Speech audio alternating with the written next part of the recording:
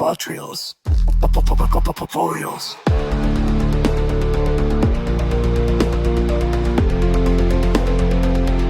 Fotocontroles. Revolucionando o conhecimento científico. Olá, que bom ter acompanhado a nossa audiência aqui no Pod Trials mais uma vez. Hoje o papo é sobre ferramentas, né? Ferramentas que estão realmente mudando o jogo na cardiologia, né? A angiotomografia de coronárias, Isso. o famoso score de cálcio e, como a gente consegue até ver a inflamação nas artérias do coração. Vamos tentar entender juntos o que essas tecnologias assim nos contam de verdade. Para a gente começar, então, o que é exatamente essa angiotomografia de coronárias, a tal da Angio-TC, e por que ela ganhou tanto destaque ultimamente? Olha, basicamente é um exame de imagem, né? Não invasivo, que não precisa de cateterismo, e ele nos dá uma foto bem detalhada da anatomia das artérias coronárias. Uma foto das artérias. Exato. E o diferencial, assim, é que diferente de exames mais, digamos, funcionais, que focavam em ver se já faltava sangue para o músculo, a isquemia, Certo? a angio-TC consegue achar as placas de gordura mesmo, a aterosclerose, mesmo aquelas placas que ainda não estão fechando muito a artéria, sabe? Ah, então ela pega a doença mais no começo. Isso mudou a forma de investigar, imagino. Mudou bastante. Tanto que as diretrizes mais importantes, tipo da Sociedade Europeia de Cardiologia, lá do NICE, no Reino Unido, elas já colocam a angio-TC como exame inicial, né? Primeira linha mesmo para investigar dor no peito em pacientes estáveis com quadros crônicos. Faz sentido. E tem estudos grandes, né? O Scott Hart, o PROMISE, eles mostraram na prática que ela ajuda a definir melhor o risco do paciente e, claro, o tratamento. Entendi a parte da anatomia de ver a placa. Mas e o score de cálcio, que é super famoso, né? Onde ele entra nessa história toda? O score de cálcio é bem conhecido. Ele é útil, sim. Ele mede quanto cálcio já depositou nas coronárias. Isso indica que a aterosclerose já está lá, é um marcador de doença estabelecida. E ajuda a classificar o risco, né? Estratificar o risco do paciente. Mas Sempre tem um mas. sempre tem, E né? ele tem suas pegadinhas, como você disse. Pegadinhas. Como assim? Que tipo de pegadinha? Bom, por exemplo, um score 0, né? Score 0, tudo ótimo. Mas não é bem assim. Não. Não é uma garantia total de que não existam placas. Podem existir as chamadas placas mole, sabe? Não calcificadas. E essas, às vezes, são até mais perigosas, porque podem ser mais instáveis. Placas perigosas sem cálcio. Exatamente. E o mais importante, eu diria, o cálcio em si, o número do score, não diz nada se aquela placa está inflamada, ativa. E essa inflamação é um ponto-chave para o risco de um evento agudo, tipo um infarto. Faz todo sentido. Quer dizer, o cálcio mostra o passado da doença, mas não necessariamente o risco atual de um problema agudo. E essa questão da inflamação, como é que a angio-TC consegue detectar isso? Parece, sei lá, meio futurista. É incrível, né? Mas não é ficção, não. É biologia pura junto com a tecnologia da tomografia. Funciona assim. As artérias coronárias, elas têm uma camada de gordura em volta, que a gente chama de tecido adiposo perivascular, o PVAT. PVAT, ok. Quando a parede da artéria inflama, ela libera umas substâncias químicas, uns mediadores inflamatórios. E essas substâncias avisam essa gordura que está ali do lado. A gordura percebe a inflamação. Isso. O PVAT reage a essa inflamação. Ele muda a sua composição. Ele fica com mais água e menos gordura, menos lipídio. E essa mudança na composição altera como ele aparece na imagem da tomografia. A densidade dele na imagem muda. Caramba, então a gordura em volta da artéria funciona como um sensor de alerta biológico. E a tomografia consegue ler esse alerta. Exatamente essa é a ideia. A gente mede essa mudança com um índice chamado PHI, que é o índice de atenuação da gordura. Ele capta justamente essa alteração na densidade do PVVAT que reflete a inflamação vascular ali, naquele local. Localmente. Isso, é local. O interessante é que essa medida reflete a inflamação naquela artéria e não tem a ver só com a pessoa ser obesa ou não, sabe? É um marcador local. Claro, é fundamental que a medida seja feita direitinho, ajustada para fatores técnicos, biológicos. Entendi. Mas e aí, isso já foi validado? Tem estudos mostrando que esse PHI realmente faz diferença? Que ele prediz alguma coisa? certeza? Sim, com certeza, e de forma bem robusta. O estudo CRISP-CT, esse foi um marco importante. Ele mostrou que valores mais altos de Phi, para ser mais exata, acima de menos 70,1 unidades Hounsfield, Ok. indicavam um risco bem maior de mortalidade por qualquer causa e principalmente de eventos cardíacos agudos, como o infarto. E olha que interessante, esse risco adicional era independente dos fatores de risco clássicos que a gente já conhece, independente do score de cálcio e até do grau de entupimento da artéria. Uau. Então ele adicionou uma camada nova de informação de risco. Exatamente. E mais, ele ajuda a identificar quais placas de alto risco, aquelas que a gente já via na tomo com características ruins, tipo baixa atenuação ou remodelamento, quais delas estão realmente associadas a um pior prognóstico porque estão inflamadas. E tem mais coisa recente. Um estudo enorme lá no Reino Unido, o Orphan, com mais de 40 mil pessoas. Eles usaram um score de risco que incorporava o Phi, essa medida da inflamação. 40 mil pessoas. E o que eles viram? O resultado foi bem impactante. Quando os médicos recebiam essa informação da inflamação pelo Phi, eles mudaram o tratamento. Tipo, começaram ou ajustaram a dose de estatina, às vezes adicionaram colchicina, que é um anti-inflamatório. Mudaram a conduta. Isso, em quase metade dos pacientes avaliados. Cerca de 45% tiveram alguma mudança na terapia baseada nessa informação da inflamação. Nossa, 45%? É muita gente. Isso mostra um impacto direto na conduta médica só por conseguir enxergar uma inflamação que antes era, digamos, invisível, né? Exatamente. Mostra o potencial enorme de personalizar o tratamento, né? De usar terapias anti-inflamatórias de forma mais direcionada para quem realmente precisa. Tá, então peraí. A Angio-TC agora dá muita informação. O grau de obstrução, a quantidade total de placa que a pessoa tem e agora até inflamação com Phi. Como é que os médicos organizam tudo isso para que seja útil no dia a dia, para tomar decisão? Ótima pergunta. É aí que entra o sistema CAD-RADS. É um sistema de classificação para padronizar o laudo da Angio-TC. A gente já está na versão 2.0.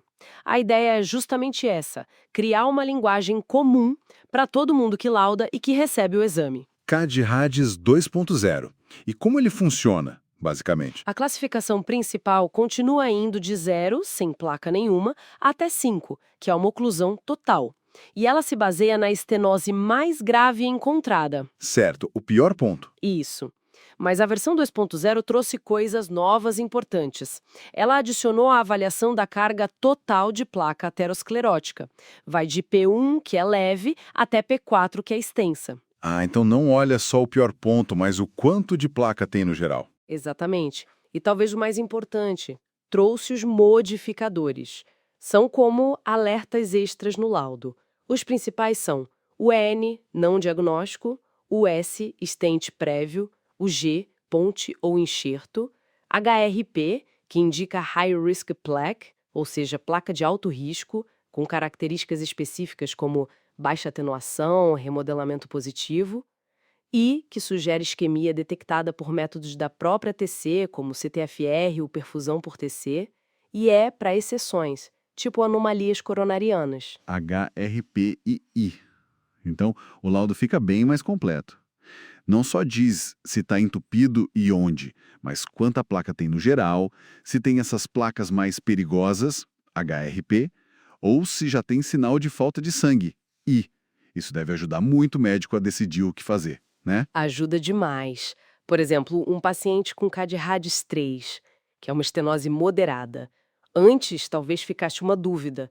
Agora, se ele tem CAD-RADS 3, mas também tem uma carga de placa alta, P3 ou P4, e ou tem um modificador HRP positivo, Aí a conversa muda.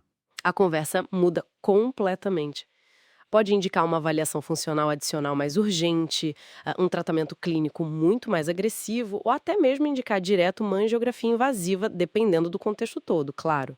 Orienta desde intensificar remédios, ajustar metas, até indicar procedimentos.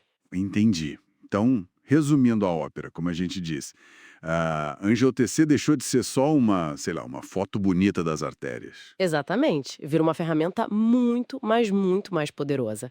A gente consegue avaliar não só a anatomia, a estenose, mas também a carga global da doença aterosclerótica e agora a atividade inflamatória local com o FAI. E o CAD-RAD 2.0 ajuda a juntar tudo isso e transformar em uma decisão clínica mais informada. Um pacote completo de informações. É isso. A gente está caminhando para sair da era de só procurar o cano entupido. Entende? Para entrar numa era de identificar o risco real daquele paciente, incluindo a instabilidade da placa, a inflamação, e com isso permitir uma prevenção muito mais eficaz e principalmente personalizada. E isso, claro, nos deixa com uma pergunta importante no ar, né, para a gente refletir. Como essa capacidade que a gente está ganhando de visualizar a inflamação nas coronárias assim, de forma não invasiva, como isso vai poder redesenhar as estratégias de prevenção cardiovascular e talvez até o uso de terapias anti-inflamatórias nos próximos anos. Excelente reflexão para a gente terminar. Esperamos que essa nossa análise, essa conversa tenha sido útil e bem esclarecedora para todo mundo que nos ouve. Muito obrigado pela companhia. Um abraço, turma. Estudos, cirugía cardíaca, cardiología, triados, revolucionando conhecimento científico.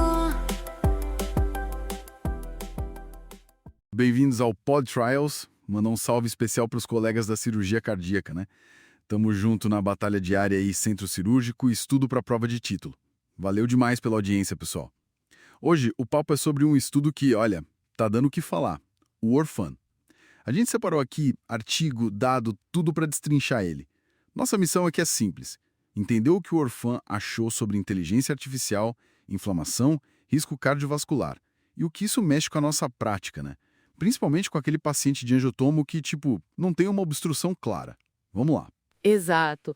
O Orphan, que é o Oxford Risk Factors and Non-Invasive Imaging, ele usou, dados de angiotomografia coronária, a CCTA de rotina mesmo, para tentar desenvolver e validar uns algoritmos de IA.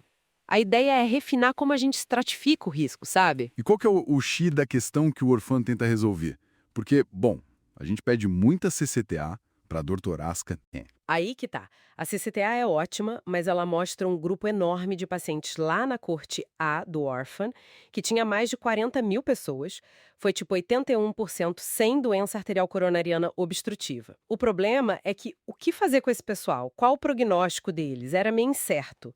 E o dado que choca, é que esse grupo, o sem obstrução, foi responsável por, pasmem, 66% dos eventos cardíacos maiores, os MACE. Infarto, IC nova, morte cardíaca. E quase 64% das mortes cardíacas em quase 3 anos de segmento. Peraí, deixa eu ver se eu entendi. O grupo que a gente talvez considerasse de menor risco pela CCTA tradicional... Foi o que mais teve evento grave. Isso. Nossa, isso vira a mesa um pouco, né? Qual a explicação que o Orphan traz? Index. Ele mede, umas alterações na gordura que fica em volta das coronárias, sabe? E essas alterações vêm da inflamação ali na parede do vaso. Então, ele vira um biomarcador de imagem da inflamação coronária. E o melhor, sai da CCTA de rotina mesmo, sem precisar de mais nada. Entendi. Faz sentido. A gente vê paciente com CCTA limpa, pouca placa e que evolui mal. Buscar algo além da anatomia. Tá. E qual o peso desse FI score no risco do paciente? Ele pesa muito. Pesa e pesa bastante. O FI score pega um risco inflamatório que escapa dos fatores de risco clássicos e da avaliação só da placa. E isso vale mesmo para quem não tem DAC obstrutiva ou tem placa mínima, tipo CAD-RAD 0 ou 1. Lá na coorte B do Orphan, que teve um segmento maior, quase 8 anos, olha só, ter artérias mais inflamadas com FI score lá no quartil de cima multiplicava o risco. Quem tinha 3 vasos inflamados teve um risco de morte cardíaca quase 30 vezes maior, comparado com quem tinha os 3 vasos com FI baixo. 30 vezes? Só por causa da inflamação vista na gordura, mesmo sem ter uma placa obstruindo muito. Caramba, isso é muito forte. E como que o algoritmo AI Risk entra nisso tudo? Então, o AI Risk é a ferramenta que junta as pontas. Ele combina o F-score, pega o da artéria mais inflamada, né? Combina com a carga de placa total que a gente mede com scores tipo Modified Duke CAD, e mais os fatores de risco clínicos que a gente já conhece: diabetes, fumo, pressão alta, colesterol. A base são scores como o K-Risk-3 lá do Reino Unido.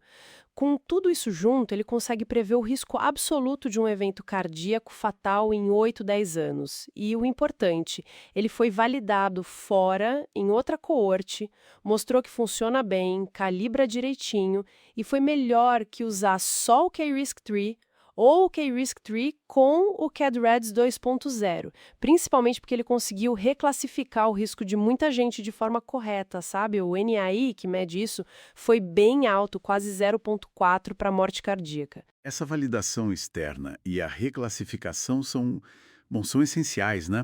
Mas comparar só com QIRS-3 e CAD-RADS, será que não faltou comparar com, sei lá, a própria PCR ultrassensível, por exemplo? Ótima colocação. E isso entra nas limitações que a gente tem que falar, sim. Mas antes, vamos pensar no impacto prático disso, para o nosso dia a dia.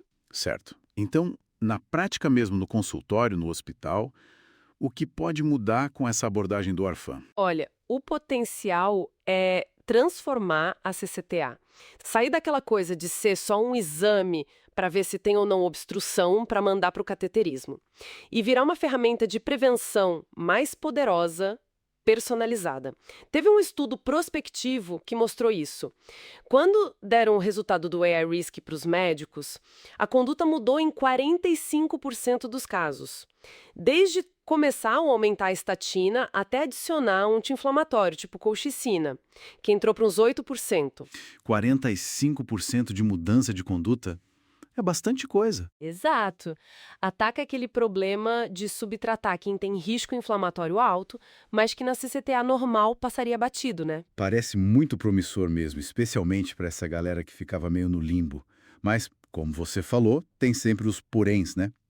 Quais os pontos de atenção? Isso, pé no chão. Primeiro, a coorte principal era de gente com indicação clínica para CCTA, geralmente dor no peito. Então, para generalizar para rastreamento em gente sem sintoma, tem que ir com calma. Segundo, como você bem lembrou, não tinha PCR uso disponível para comparar direto com o FACE-SCORE nesse estudo. Uma pena. E terceiro, claro, se o paciente tem DAC obstrutiva e vai para angioplastia ou cirurgia depois da CCTA, bom, aí a intervenção muda o risco que o A-RISK calculou lá no início. Perfeito. Bem pontuado. Então, resumindo a ópera, o Orfan reforça que inflamação na coronária, que o FACE-SCORE pega na CCTA, é um fator de risco-chave, mesmo sem ter placa grande. E o iRisk junta isso com placa e clínica para dar uma visão de risco mais individualizada. Exatamente. E fica a reflexão, né? Como que seria se a gente incorporasse essa análise de inflamação da CCTA na rotina? Poderia revolucionar a prevenção. E além de só procurar estenose e permitir uma abordagem mais focada nesse risco inflamatório, principalmente para aquele grupo imenso que hoje sai da CCTA como baixo risco. Excelente ponto para a gente pensar e discutir. Por hoje é isso, pessoal. Força aí nos estudos e no centro cirúrgico. Um abração, turma! Gangsters, Metro Paradise. Sombrio. Reflexivo. Um dia vi corações falharem no jogo da vida. Fluxo incerto, luta repetida. Estudos avançam, cirurgias arriscadas. Mas quem segura o peito na batalha pesada? Vivendo no ritmo, na pressão do pulso. Eco revela cada erro um custo. Regurgitação, drama sem fim. A válvula mitral luta pra manter o ritmo. No paraíso da mitral ninguém descansa. A pressão da estrada, coração balança. Cada batida é um passo no destino. Vivendo nesse ciclo desde menino. Lisboa estuda, Minas investiga, cirurgiões lutam, a ciência persiste. Cada bisturi tem um peso na mão, salvar esse fluxo, essa é a missão, versão mitral groove. Giros no banco, relaxado, groove flow.